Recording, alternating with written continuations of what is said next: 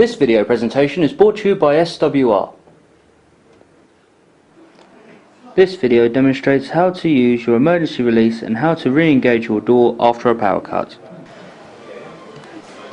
In the event of a power cut, unlock the handle on the front of your door. Turn the handle firmly, this will disengage the door. You can now open the door manually. Once power is restored, push the green button on the carriage block, followed by the up arrow on the operator. The chain will now rotate. When it passes the carriage block, it will reconnect the operator to your door. Your door is now automated again.